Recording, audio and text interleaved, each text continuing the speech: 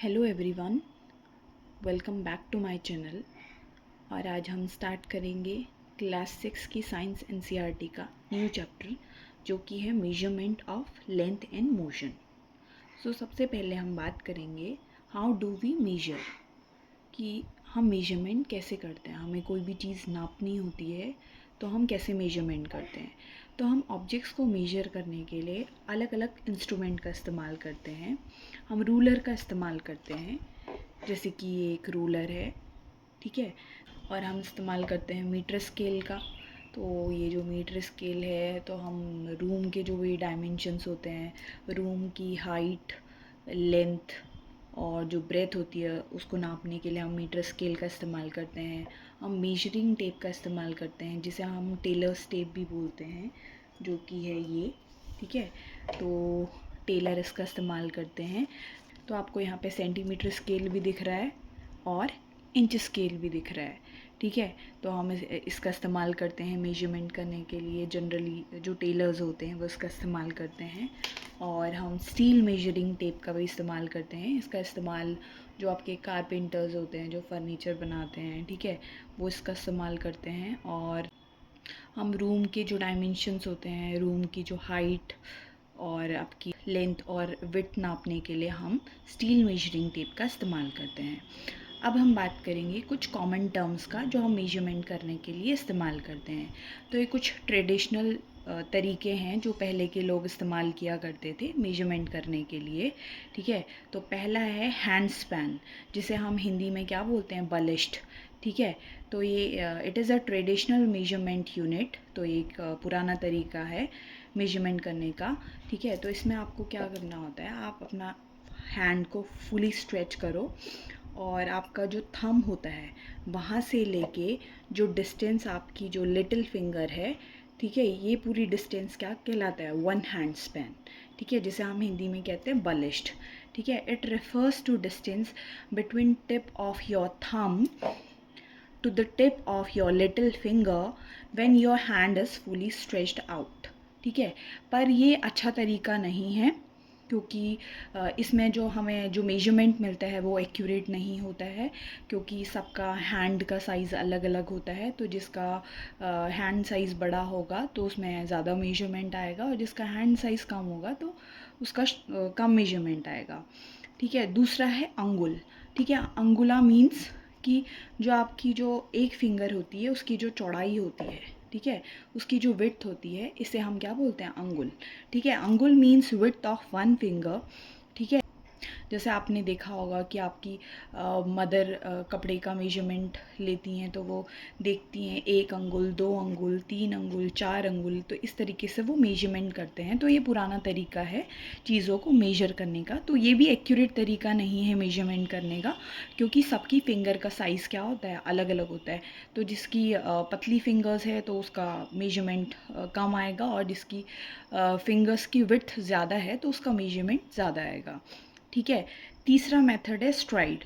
तो स्ट्राइड क्या होता है, स्ट्राइड मतलब कि आप एक पॉइंट से जब आप चलना स्टार्ट करोगे तो आप एक लॉन्ग स्टेप लोगे, ठीक है। तो आपने जहाँ से चलना स्टार्ट किया और आपने जहाँ पे अपना स्टेप रखा, तो वहाँ से लेके वहाँ तक की जो डिस्टेंस है उसे हम क्या बोलेंगे, स्ट्राइड।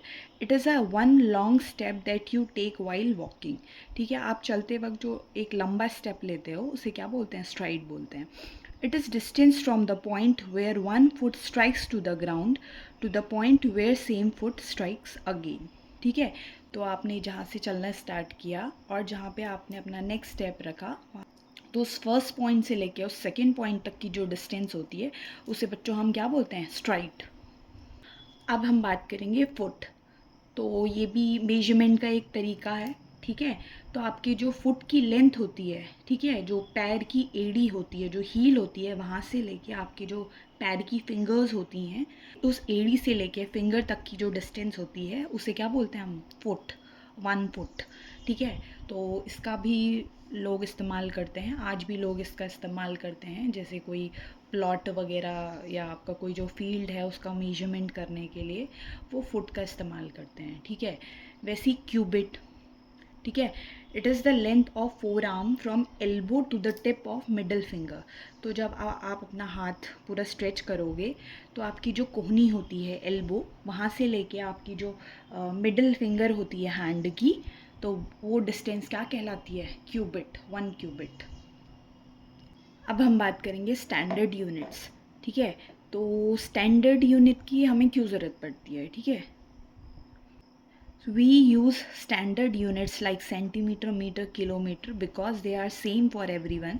तो हम standard units का इस्तेमाल करते हैं जैसे कि सेंटीमीटर, मीटर, किलोमीटर, क्योंकि ये सबके लिए सेम है। आप कहीं भी वर्ड में चले जाइए, ठीक है, और हमें सेम मेजरमेंट देती हैं, एक्यूरेट मेजरमेंट देती हैं। ठीक है, दे गिव एक्यूरेट मेजरमेंट।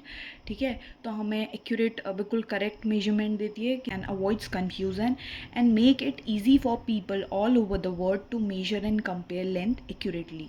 तो ये सब लोगों को हेल्प करती है कि वो आसानी से और एक्यूरेटली लेंथ को मेजर कर सके, बजाय कि जो आपके जो ट्रेडिशनल मेथड होते हैं, आपका जो हैंड स्पैन होता है और जो फुट का इस्तेमाल होता है, क्यूबिट, तो ये आपको जो मेजरमेंट देती हैं तो ये अप्रॉक्स मेजरमेंट होता है, तो इसमें काफ़ी वेरिएशन आ सकती है। ठीक है, क्योंकि हमारे जो बॉडी पार्ट्स हैं उनका साइज़ अलग अलग है, तो हमें इनएक्यूरेट मेजरमेंट मिलता है। बट अगर हम स्टैंडर्ड यूनिट्स का इस्तेमाल करते हैं, सेंटीमीटर, मीटर, किलोमीटर, तो हमें जो मेजरमेंट मिलते हैं वो एक्यूरेट होते हैं। They make buying, selling and construction fair and accurate. तो हमें आसानी होती है कि हम चीज़ों को आसानी से ख़रीद सकें। जैसे कि आप कोई शॉप में जाओगे, ठीक है, तो आपको कपड़ा चाहिए, तो आप बोलोगे मुझे 1 मीटर कपड़ा चाहिए, आप मुझे 2 मीटर कपड़ा चाहिए, तो वो तुरंत मेजर करेंगे और आपको दे देंगे। ठीक है, वैसे ही आप अगर टेलर के पास जाओगे तो वो मेजरिंग टेप का, आपका इंच टेप का इस्तेमाल करेगा आपकी बॉडी की मेजरमेंट लेने के लिए, और आपकी एग्जैक्ट फिटिंग का कपड़ा तैयार करेगा। ठीक है, तो they make buying, selling and construction fair and accurate. ठीक है, तो कंस्ट्रक्शन के टाइम में जो ये इंजीनियर्स और आपके जो ये कारपेंटर्स ये इस्तेमाल करते हैं इन मेजरिंग टेप्स का, तो ये एक्यूरेट मेजरमेंट देता है। फिर क्वेश्चन आता है which system of unit is followed. ठीक है, तो हम कौन सी यूनिट्स का इस्तेमाल करते हैं मेजरमेंट करने के लिए? तो मेजरमेंट के लिए हम जिन यूनिट्स का इस्तेमाल करते हैं उन्हें कहते हैं इंटरनेशनल सिस्टम ऑफ यूनिट्स, जिसे हम शॉर्ट में क्या बोलते हैं? SI unit. ठीक है, अगर हम लेंथ की एसआई यूनिट की बात करें तो वो होती है मीटर। ठीक है, तो बच्चों 1 मीटर में कितने सेंटीमीटर होते हैं? 100 सेंटीमीटर।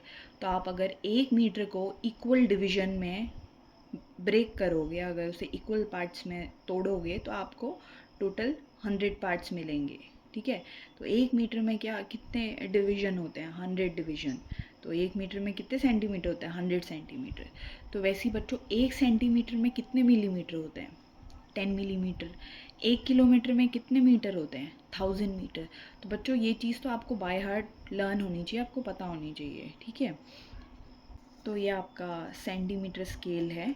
ठीक है, तो आप सेंटीमीटर स्केल का आप इस्तेमाल करते हो, आप बुक की लेंथ नापने के लिए या आपकी जो शॉर्टर लेंथ होती हैं उसको नापने के लिए हम क्या करते हैं?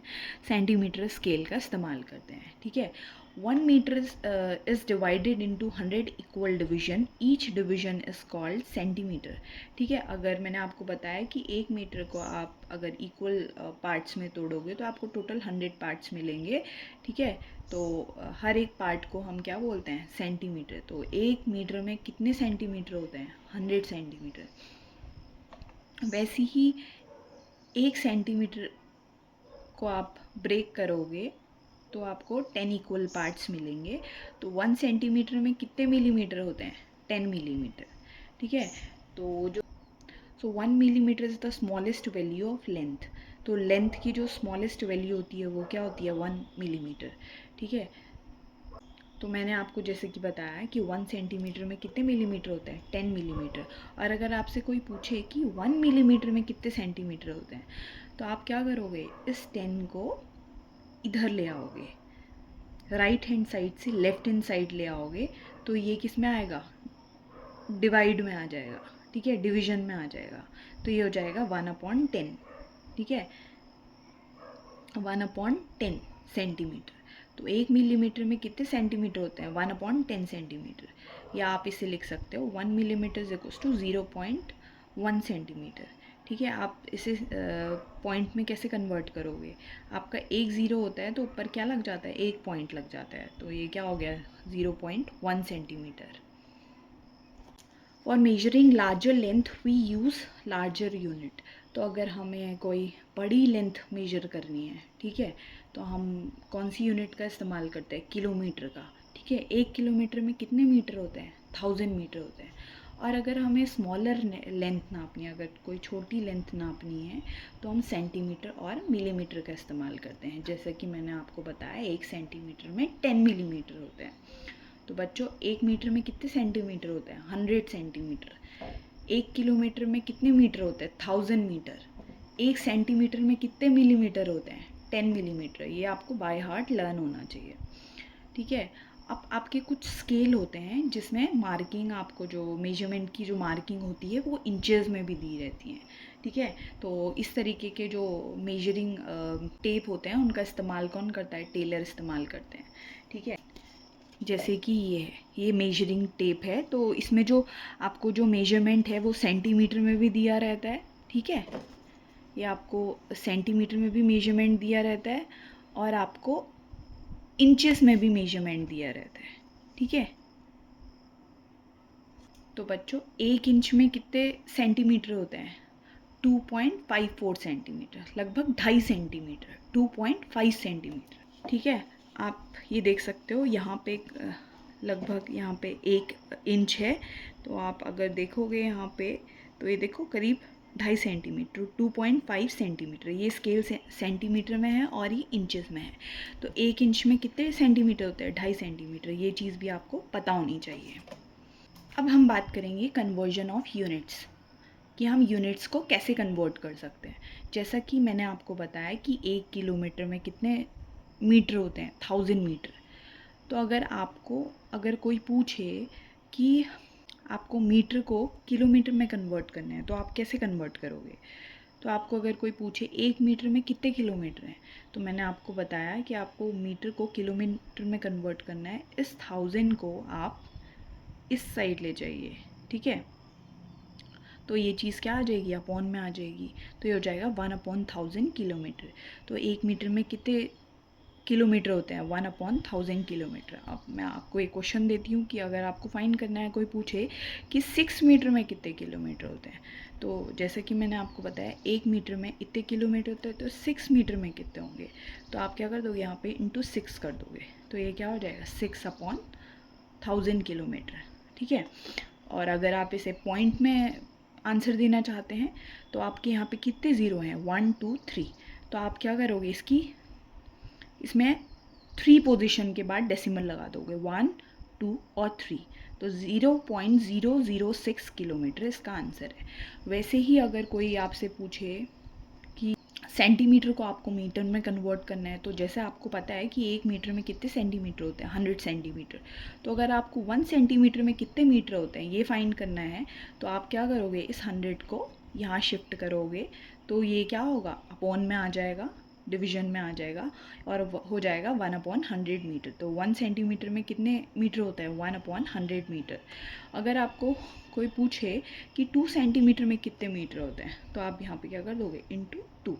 ठीक है, तो क्या हो जाएगा 2/100 मीटर। और अगर आप इसे पॉइंट में कन्वर्ट करना चाहते हैं तो आपको 2 प्लेस तक डेसिमल शिफ्ट करना है, 1 2, तो 1 2, तो यहाँ पे डेसिमल आ जाएगा, तो ये हो जाएगा 0.02 मीटर। तो वैसे ही आपको पता है 1 सेंटीमीटर में 10 मिलीमीटर होते हैं, तो 1 मिलीमीटर में कितने सेंटीमीटर होंगे, 1/10 सेंटीमीटर। तो अगर आपको कन्वर्ट करना है 60 mm को सेंटीमीटर में, तो आप यहाँ पे इंटू 60 कर दोगे। ठीक है, तो ये हो जाएगा 60/10 सेंटीमीटर। आप 0 से 0 कट करोगे तो आपका आंसर क्या आ जाएगा, 6 सेंटीमीटर। तो 60 mm में कितने सेंटीमीटर होते हैं, 6 सेंटीमीटर। अब हम बात करेंगे correct way of measuring length. तो अगर हमें लेंथ मेजर करनी है तो क्या सही तरीका है। ठीक है, तो सबसे पहले तो हमें कोई भी लेंथ मेजर करनी है तो हमें एक सही स्केल का इस्तेमाल करना चाहिए, ठीक है। ये नहीं कि हमें रोड का मेजरमेंट लेना है और हम सेंटीमीटर स्केल लेके जा रखे हैं, ठीक है। तो सेंटीमीटर स्केल जो होता है ये छोटी लेंथ को मेजर करने के लिए इस्तेमाल किया जाता है, और जबकि जो किलोमीटर स्केल होता है वो बड़ी लेंथ को मेजर करने के लिए इस्तेमाल किया जाता है। जैसे कि फॉर एग्ज़ाम्पल आपको मुझे इस पेंसिल की लेंथ मेजर करनी है, तो मैं क्या करूँगी, इस सेंटीमीटर स्केल का इस्तेमाल करूँगी, ठीक है। और अगर मुझे सपोज़ आपके घर पे जो रूम है, अगर आपको उसकी हाइट नापनी है, रूम की लेंथ कितनी है, रूम की विड्थ कितनी है, तो रूम के डायमेंशंस नापने हैं, तो आप मीटर स्केल का इस्तेमाल करेंगे जो कि सेंटीमीटर स्केल से बड़ा होता है। और अगर आपको रोड की लेंथ का मेजरमेंट नापना है तो आप किलोमीटर स्केल का इस्तेमाल करेंगे। और जैसे आपको पेड़ की जो चौड़ाई है, जिसे हम गिर्थ कहते हैं, ठीक है, उसका मेजरमेंट लेना है, या फिर जो आपकी जो चेस्ट है उसका मेजरमेंट लेना है, तो हम कैसे टेप का इस्तेमाल करते हैं, ठीक है, फ्लेक्सिबल मेजरिंग टेप का इस्तेमाल करते हैं, जैसे कि टेलर टेप, जो कि मैंने आपको दिखाया है। टेलर्स इसका इस्तेमाल करते हैं आपकी बॉडी की जो लेंथ होती है उसका मेजरमेंट लेने के लिए। अब बात करेंगे what is correct way to place the scale. तो हमने जान लिया कि हमें मेजरमेंट करने के लिए कब कौन सा स्केल इस्तेमाल करना है। अब हम जानेंगे कि हमें कैसे सही तरीके से स्केल का इस्तेमाल करना है मेजरमेंट करने के लिए। तो पहला है place the scale in contact with the object along its length, ठीक है। तो आपने जो भी स्केल लेना है, ठीक है, आपको जिस चीज़ का भी मेजरमेंट करना है, सपोज़ मुझे इस पेंसिल का मेजरमेंट करना है, तो मैं इसकी जो लंबाई है, जिसकी जो लेंथ है, ठीक है, तो उसमें इस तरीके से स्केल रखूँगी। ये नहीं कि मैं इस तरीके से टेढ़ा मेढ़ा स्केल रख रही हूँ, आपको स्ट्रेट इस तरीके से इसकी जो लेंथ है, ठीक है, उसी के अनुसार आपको क्या करना है, मेजरमेंट करना है, ठीक है। फिर है what is correct position of I while reading the scale. तो आपकी जो आई की करेक्ट पोजीशन है वो क्या होनी चाहिए जब आप स्केल से रीडिंग ले रहे हो। तो position of I should be directly above the tip of pencil. तो जब आप मेजरमेंट लेते हो तो आपकी जो आँख की पोजीशन होती है वो पेंसिल की जो टिप होती है उसके डायरेक्टली अबव होनी चाहिए, ऊपर होनी चाहिए, या फिर परपेंडिकुलर होना चाहिए, ठीक है। परपेंडिकुलर मतलब 90 डिग्री के एंगल में होना चाहिए। जैसे कि फॉर एग्ज़ाम्पल यहाँ पे एक पेंसिल दिखाई है मैंने, ठीक है, और आप स्केल से यहाँ पे मेजरमेंट ले रहे हो, ठीक है। आप इस तरीके से प्रॉपर इसकी लेंथ के अलोंग आप इसका मेजरमेंट लोगे, ठीक है। तो आपकी जो आई की पोजीशन है वो ये वाली पोजीशन होनी चाहिए, ठीक है, ये पोजीशन होनी चाहिए, ठीक है। अगर आप इधर से देख के मेजरमेंट, तो आपका आंसर कहीं यहाँ कहीं आएगा, ठीक है। और आप इधर से मेजरमेंट लोगे तो आपका आंसर इधर कहीं आएगा, ये भी रॉन्ग पोजीशन है। तो आपको स्ट्रेट यहाँ पे देखना चाहिए, पेंसिल की जो टिप होती है, ठीक है, या फिर ये पेंसिल की टिप का ये जो 90 डिग्री एंगल है, यहाँ से आपको पोजीशन देखनी चाहिए, तो आपका एक्यूरेट आंसर आएगा। तो ये जो आपका जो ऑब्जेक्ट होता है उससे 90 डिग्री के एंगल पे आपको क्या करना चाहिए, मेजरमेंट करना चाहिए, ठीक है। How to measure the length if the ends of scale are broken. Suppose आपके पास जो स्केल है वो टूट गया है, ठीक है, तो तब आप मेजरमेंट कैसे करोगे। With such a scale use any other full mark of the scale. तो अगर आपके पास इस तरीके का टूटा हुआ स्केल है तो आप क्या करोगे। तो सपोज़ मेरे पास ये स्केल है, सपोज़, ठीक है, सपोज़ मेरे पास एक पर्पल कलर का यहाँ पे पेपर है और मुझे इसका मेजरमेंट लेना है, और मेरे पास जो स्केल है वो टूटा हुआ है। सपोज़ मेरा स्केल यहाँ से टूटा हुआ है और मेरे स्केल यहाँ से स्टार्ट हो रहा है, ठीक है। तो कंप्लीट मार्किंग क्या है इसमें, 3, ठीक है, कंप्लीट मार्किंग है 3। और अगर मैं इस पेपर की लेंथ नापूँ तो ये आ रही है 12 सेंटीमीटर, ठीक है। तो मेरी फाइनल मार्किंग है 12 सेंटीमीटर, और जो फुल मार्किंग है वो 3 पे स्टार्ट हो रही है। तो मैं क्या करूँगी, इस फाइनल मार्किंग से इस इनिशियल मार्किंग को सब्ट्रैक्ट कर दूँगी। तो 12 माइनस 3, तो आंसर आ गया 9 सेंटीमीटर। और सपोज़ अगर मेरा जो पेपर है, पर्पल पेपर, वो बस यहाँ तक होता, सपोज़ मेरे पास इतना पेपर होता, ठीक है, तो मेरी जो लेंथ आती वो कितनी आती, 11.5, ठीक है, ये 11.5 आती, ठीक है। तो ये मेरा फाइनल मेजरमेंट होता। तो 11.5 से मैं जो 3 है उसको माइनस करूँगी तो मेरा आंसर आएगा 8.5 सेंटीमीटर। अब हम बात करेंगे how to write the measurement. अब हमने बात कर ली कि मेजरमेंट कैसे होती है और मेजरमेंट करने के लिए हमें कब कौन सा स्केल इस्तेमाल करना चाहिए। अब हम बात करेंगे कि हम मेजरमेंट को लिखते कैसे हैं। तो length is always measured in 2 parts. तो हम लेंथ को हमेशा 2 पार्ट्स में मेजर करते हैं। पहला पार्ट जो होता है उसे नंबर पार्ट कहते हैं और जो दूसरा पार्ट होता है वो यूनिट होती है मेजरमेंट की। ठीक है। जैसे फॉर एग्जांपल 8 सेंटीमीटर, तो 8 क्या है नंबर और सेंटीमीटर क्या है यूनिट। ठीक है। वैसे ही 100 किलोमीटर, 30 मिलीमीटर। ठीक है। दूसरा है कि जब भी आप मेजरमेंट लिखें तो आपके जो नंबर होता है और ये जो यूनिट होती है इसके बीच में क्या होना चाहिए, गैप होना चाहिए। और हमेशा आप जो यूनिट लिखोगे वो हमेशा स्मॉल लेटर में लिखोगे। ठीक है। जैसे मैंने CM क्या लिखा है, स्मॉल लेटर्स में लिखा है। ये नहीं कि आप C को कैपिटल लेटर से लिख रहे हो फिर M स्मॉल लेटर से लिख रहे हो या दोनों कैपिटल। आप इसे क्या लिखोगे, स्मॉल लेटर से CM। वैसे ही किलोमीटर, ठीक है, तो आप इसको कैपिटल के नहीं बनाओगे, स्मॉल लेटर्स में लिखोगे KM किलोमीटर, MM मिलीमीटर। ठीक है। और हमेशा आप जब यूनिट लिखते हो तो आप उसके पीछे कॉमा करके एस नहीं लगाते हो, उसको प्लूरल में नहीं लिखते, हम सिंगुलर में ही लिखते हैं। ठीक है। Centimetre. So unit of length such as kilometer, meter and centimeter, millimeter begin with a lowercase letter except at the beginning of sentence. तो अगर आप इन यूनिट्स को, कोई सेंटेंस स्टार्ट हो रहा है आप स्टार्टिंग में लिख रहे हो तो आप कैपिटल लेटर्स में लिखोगे, नहीं तो आपकी जो लेंथ की यूनिट्स होती हैं इनको हमेशा स्मॉल लेटर्स में ही लिखा जाता है। This their symbol kilometer, meter, centimeter and millimeter are never followed by S for plural.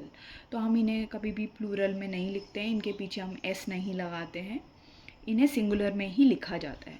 Full stop is not written after the symbol except at the end of a sentence.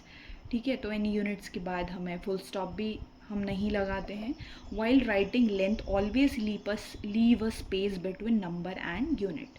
तो हमेशा हम जब length की measurement लिखते हैं तो हम क्या करते हैं, जो नंबर होता है और यूनिट लिखते हैं उसके बीच में क्या रखते हैं, हम स्पेस रखते हैं। ठीक है। अब हम बात करेंगे कि अगर हमारे पास कोई कर्व्ड लाइन है, ठीक है, हम उसका मेजरमेंट कैसे करते हैं। तो अगर हमारे पास कर्व्ड लाइन है तो उसका मेजरमेंट हम रूलर की हेल्प से नहीं कर सकते हैं। ठीक है। तो वहाँ पे हमें कुछ ऐसी चीज़ चाहिए जिससे हम आसानी से मेजरमेंट कर सके। तो वहाँ पे हम क्या करते हैं, मेजरिंग टेप का इस्तेमाल करते हैं या फिर हम थ्रेड का इस्तेमाल करते हैं। ठीक है। In case of a curved line, measurement can be done with the help of flexible measuring tape or by using a thread. ठीक है। तो सपोज हमारे पास कोई कर्व्ड लाइन है, हमें उसका मेजरमेंट लेना है तो हम क्या करेंगे, हम थ्रेड का इस्तेमाल करेंगे।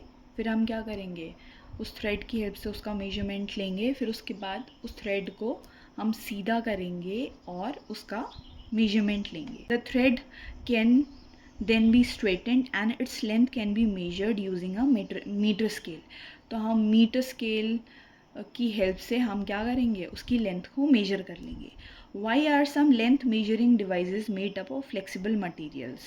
ठीक है। तो हमारे पास कुछ मेजरिंग डिवाइसेस ऐसी भी होती हैं जो फ्लेक्सिबल मटेरियल की बनी होती हैं। ऐसा क्यों, जैसा कि आपने देखा होगा मेजरिंग टेप, ठीक है, वो फ्लेक्सिबल होता है। ठीक है। तो उसकी हेल्प से हम जो भी हमारे पास कर्व्ड चीज़ें हैं, हम ह्यूमन बॉडी पार्ट्स का मेजरमेंट ले सकते हैं, हम जो पेड़ की जो चौड़ाई होती है उसको नाप सकते हैं। ठीक है। तो ऐसा इसलिए होता है because they need to measure object that are curved, bent and not straight. तो कुछ ऐसे ऑब्जेक्ट होते हैं जो स्ट्रेट नहीं होते हैं और हम उनका मेजरमेंट रूलर, मीटर स्केल, ठीक है, जो कि स्ट्रेट है, हम उनसे उन ऑब्जेक्ट का मेजरमेंट नहीं कर सकते। जैसे कि अगर हम फॉर एग्ज़ाम्पल हम टेलर के पास जाएं तो वो हमारा मेजरमेंट लेने के लिए रूलर का इस्तेमाल नहीं करता, ना ही मीटर स्केल का इस्तेमाल करता है। तो जैसे हमारी वो वेस्ट का मेजरमेंट लेता है, हमारी जो चेस्ट होती है उसका मेजरमेंट लेता है, हमारी जो आर्म होती है उसका मेजरमेंट लेने के लिए उसको क्या चाहिए, उसको क्या चाहिए, फ्लेक्सिबल मेजरिंग डिवाइस, जैसे कि मेजरिंग टेप। तो measuring tape used by tailors is flexible, वो फ्लेक्सिबल होता है, so it can easily wrap around waist. तो आसानी से उसका इस्तेमाल हमारी वेस्ट का मेजरमेंट, हमारी जो चेस्ट है उसका मेजरमेंट लेने के लिए, हमारी आर्म का मेजरमेंट लेने के लिए किया जा सकता है। A flexible tape can also measure circumference of tree, ठीक है, तो जो पेड़ की चौड़ाई है, जो सकमफ्रेंस है, और any curved surface where a rigid ruler can not be used properly. तो फ्लेक्सिबल टेप का हम इस्तेमाल करते हैं पेड़ की जो चौड़ाई होती है या भी कोई कर्व सरफेस होता है उसे नापने के लिए, जहाँ पे हम रूलर का इस्तेमाल नहीं कर सकते, ठीक है। Describing position. अब हम बात करेंगे रेफरेंस पॉइंट की, कि रेफरेंस पॉइंट क्या होता है। When distance is stated with respect to fixed object और point, then this point is called as reference point, ठीक है। तो अगर हमें कोई भी डिस्टेंस नापनी होती है, तो अगर हम डिस्टेंस नापने के लिए किसी फिक्स्ड ऑब्जेक्ट या फिक्स्ड पॉइंट का इस्तेमाल करते हैं और उसी के आधार पे हम क्या करते हैं, डिस्टेंस को नापते हैं, तो हम उसे क्या बोलते हैं, रेफरेंस पॉइंट। तो जैसे कि बच्चों, आपकी किताब में दिखाया है कि टीचर ने बच्चों को बोला कि हम एक एजुकेशनल विज़िट रखेंगे, तो उसके लिए आपको एक नियर बाई गार्डन में पहुंचना होगा अर्ली मॉर्निंग, ठीक है। तो बच्चे आपस में बात करने लगे कि मेरा घर इतने डिस्टेंस पे। तो जैसे कि पद्मा ने बोला कि मेरा घर तो गार्डन के पास पड़ता है। तस्नीम ने कहा मेरा घर भी थोड़ा क्लोज़ है, ठीक है। हरदीप ने कहा कि जो मेरा हाउस है वो स्कूल और गार्डन के बीचों बीच है। और अनीश और दीपा ने कहा कि हमारा जो हाउस है वो स्कूल के पास है बजाय कि गार्डन के। तो इन सब ने कैसे डिस्टेंस को मेजर किया, तो इन्होंने क्या किया, जो रेफरेंस पॉइंट है, रेफरेंस पॉइंट जो कि है गार्डन, ठीक है, तो इस फिक्स्ड पॉइंट को ध्यान में रखते हुए उन्होंने अपने घर की पोजीशन बताई। तो ये गार्डन क्या है यहाँ पे बच्चों, रेफरेंस पॉइंट है, जिसके आधार पे बच्चों ने अपने घर की पोजीशन बताई। When object is changing position with time with respect to reference point, we consider object is moving और इन मोशन। तो इस पॉइंट को समझने के लिए हम यहाँ पे एक एग्जाम्पल लेंगे। तो सपोज़ हमको दिल्ली जाना है, ठीक है, तो दिल्ली में जैसे इंडिया गेट यहाँ पे दिखाया गया है, ठीक है, तो हमें दिल्ली पहुँचना है। तो हमने अपना डिस्टेंस सपोज़ यहाँ से स्टार्ट किया, ठीक है। तो हमें जो रास्ते में जो किलोमीटर स्टोन्स होते हैं वो हमें डिस्टेंस बताते हैं कि हम कितनी दूरी पे हैं, ठीक है। तो हमारे पास एक फिक्स्ड पॉइंट है, ठीक है, जो कि है दिल्ली, हमें यहाँ तक पहुँचना है। तो इसके रिस्पेक्ट में हम अपनी डिस्टेंस को मेजर करेंगे। तो यहाँ पे दिल्ली क्या है, रेफरेंस पॉइंट है। तो सपोज़ यहाँ पे जो डिस्टेंस है वो दिल्ली तक की डिस्टेंस दिखा रहा है 60 किलोमीटर, ठीक है। और फिर 50 किलोमीटर, 40 किलोमीटर, 30 किलोमीटर, ठीक है। When object is changing position with time, suppose आपने यहाँ से चलना स्टार्ट किया। When object is changing position with time with respect to reference point, ठीक है, तो आप रेफरेंस पॉइंट जो कि है दिल्ली, उसके रिस्पेक्ट में अगर आप पोजीशन चेंज कर रहे हो, ठीक है, आप गाड़ी से आ रहे हो और आपकी पोजीशन पहले आप 60 किलोमीटर पे थे, फिर आपने किलोमीटर स्टोन पे देखा 50 किलोमीटर के करीब, तो आप लगातार आपकी जो पोजीशन है वो बदल रही है, तो इसका मतलब आप मोशन में हो, ठीक है। We consider object is moving और इन मोशन, ठीक है। When object is not changing position with time with respect to reference point, we consider object as not moving or in motion, ठीक है। और अगर ऑब्जेक्ट अपनी पोजीशन रेफरेंस पॉइंट की respect में नहीं बदल रहा है तो ऑब्जेक्ट क्या है, रेस्ट में है, ठीक है, वो मूव नहीं कर रहा है। जैसे फॉर एग्जांपल, अगर सपोज़ आप दिल्ली से 40 किलोमीटर के डिस्टेंस पे हो और आप यहाँ कहीं पे रुक गए, आप यहाँ पे रेस्ट करने के लिए 1 नाइट आप रुक गए, ठीक है, तो आपका जो रेफरेंस पॉइंट है वो दिल्ली है, ठीक है, और आप इसके रिस्पेक्ट पे आप मोशन में नहीं हो, आप इसी डिस्टेंस पे रुक गए, तो इट मीन्स आप रेस्ट पे हो, आप मोशन में नहीं हो। So when object is not changing position with time with respect to a reference point, we consider object as not moving or in motion, ठीक है। तो अगर आपकी यहाँ पे पोजीशन स्टक हो गई है और आप मूव नहीं कर रहे हो रेफरेंस पॉइंट के बेसिस, रेफरेंस पॉइंट के आधार पे, तो इसका मतलब आप मूव नहीं कर रहे हो। अब हम बात करेंगे moving things. An object is said to be in motion if its position changes with respect to reference point with time. तो मैंने आपको जैसे कि बताया कि किसी भी ऑब्जेक्ट को हम वो मोशन में है तब कहेंगे जब वो रेफरेंस पॉइंट, जो कि आपने कोई फिक्स्ड पॉइंट लिए है जिसके रिस्पेक्ट पे आप डिस्टेंस मेजर कर रहे हो, तो आप उसके रिस्पेक्ट पे अगर आप पोजीशन चेंज नहीं कर रहे हो तो आप रेस्ट पे हो, और अगर आप पोजीशन चेंज कर रहे हो तो आप मोशन में हो। इसका मतलब आप मूव कर रहे हो एक जगह से दूसरी जगह। If an object is not changing its position with respect to reference point, अगर आप रेफरेंस पॉइंट के रिस्पेक्ट पे अपनी पोजीशन को नहीं बदल रहे हो, ठीक है, तो आप क्या हो, रेस्ट पे हो। ठीक है, तो हमारा जो रेफरेंस पॉइंट होता है ये हमें हेल्प करता है ये बताने में कि वो ऑब्जेक्ट रेस्ट पे है या फिर मोशन में है। Reference point is important in deciding weather N object is at rest और इन मोशन। जैसे कि मैं आपको अगर एक एग्जांपल दूं, सपोज़ आप बस में हो, ठीक है, और बस में आप बैठे हो और या फिर आप ट्रेन में बैठे हो, तो अगर आपने अपने आप को रेफरेंस पॉइंट माना, ठीक है, तो आप एक फिक्स्ड पॉइंट हो अपने रिस्पेक्ट पे, अगर आप और पैसेंजर को देखोगे तो वो मूव नहीं कर रहे हैं, ठीक है, वो भी अपनी सीट पे बैठे हैं, तो आपके रिस्पेक्ट में वो सब क्या हैं, रेस्ट पे हैं, ठीक है। But if you consider any object outside बस एज रेफरेंस पॉइंट, पर अगर आप बस से बाहर झाँकोगे और आप किसी और ऑब्जेक्ट को एज अ रेफरेंस पॉइंट मानो, सपोज़ कोई शॉप है बाहर, ठीक है, तो और आपकी गाड़ी मोशन में है, तो आप अगर उस शॉप को आप एज अ रेफरेंस या फिक्स्ड पॉइंट मानो, तो उसके रिस्पेक्ट पे आप क्या कर रहे हो, मूव कर रहे हो, ठीक है, आप मोशन में हो, और आप मोशन में हो और आपके साथ जो पैसेंजर बैठे हैं वो भी सब क्या है, मोशन में है, ठीक है। अब हम बात करेंगे टाइप्स ऑफ मोशन की, ठीक है, जो मोशन होता है वो कितने टाइप का होता है। तो पहला जो टाइप है वो होता है linear motion. When an object moves along a straight line its motion is called as linear motion. अगर कोई भी ऑब्जेक्ट स्ट्रेट लाइन में मूव कर रहा है, ठीक है, वो डायरेक्शन चेंज नहीं कर रहा है, एक पर्टिकुलर डायरेक्शन में मूव कर रहा है, तो हम क्या बोलेंगे, उस ऑब्जेक्ट का मोशन क्या है, लीनियर मोशन है। सपोज़ आपने एक हाइट से कोई रबड़ गिराया कोई, तो इसका मतलब वो उसका कैसा मोशन है, लीनियर मोशन है, ठीक है। अगर कोई पेड़ से कोई भी फ्रूट गिर रहा है तो वो किसका एग्जाम्पल, वो स्ट्रेट नीचे गिरेगा, तो उसका मोशन कैसा है, लीनियर मोशन, क्योंकि वो एक स्ट्रेट लाइन में गिर रहा है। वैसे ही अगर कोई कार है तो वो स्ट्रेट रोड में मूव कर रही है, तो उसका मोशन कैसा है, लीनियर मोशन। और आपने रिपब्लिक डे में जो परेड होती है उसमें आपने देखा होगा कि सभी लोग एक सेम डायरेक्शन में एक स्ट्रेट पाथ को फॉलो करते हैं, तो वो भी एक लीनियर मोशन का एग्जाम्पल है।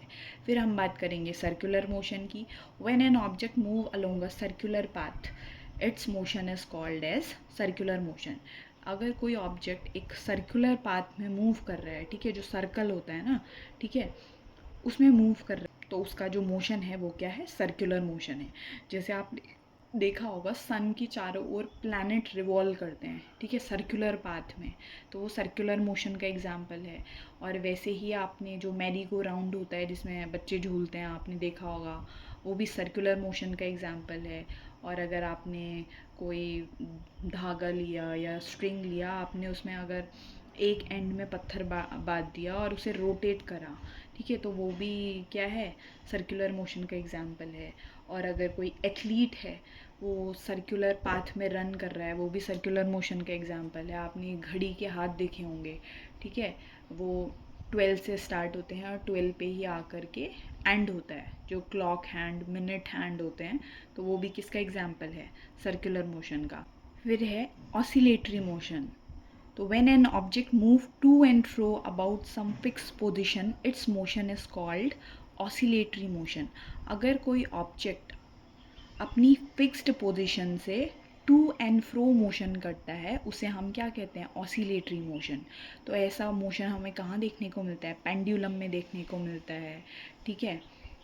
तो उसमें किस तरीके का मोशन होता है, सपोज ये आपका ये पेंडुलम है, तो उसमें टू एंड, ये इसकी फिक्स पोजीशन है पेंडुलम की, तो ये यहाँ से इधर मूव करेगा, फिर अपनी फिक्स पोजीशन में आएगा, फिर इधर मूव करेगा। तो इस तरीके के मोशन को हम क्या बोलते हैं, to and fro motion. Fix position पे आएगा फिर, तो इस तरीके का मोशन हमारा क्या होता है, टू एंड फ्रो मोशन। तो ये हमें पेंडुलम में देखने को मिलता है। और जो आपने म्यूज़िकल इंस्ट्रूमेंट जैसे कि गिटार हो गया, वायलिन हो गया, तो हम जब उसके स्ट्रिंग्स, उसके जो स्ट्रिंग्स जब हम वाइब्रेट करते हैं तो वो क्या करते हैं, आपने देखा होगा उसमें वाइब्रेशन जैसी देखने को मिलती है कुछ देर तक, ठीक है। तो वो क्या है, टू एंड फ्रो मोशन है स्ट्रिंग्स का, ठीक है। आपने जो झूला देखा होगा प्लेग्राउंड में, ठीक है, तो वो भी ऑसिलेटरी मोशन का एग्जाम्पल है, ठीक है। If an object repeat its path after a fixed interval of time, its motion is said to be periodic. अगर कोई ऑब्जेक्ट अपना पाथ एक फिक्स्ड टाइम के बाद बार बार रिपीट कर रहा है तो उस तरीके के मोशन को हम क्या बोलते हैं, पीरियोडिक मोशन, जैसे कि पेंडुलम में देखने को मिलता है, ठीक है।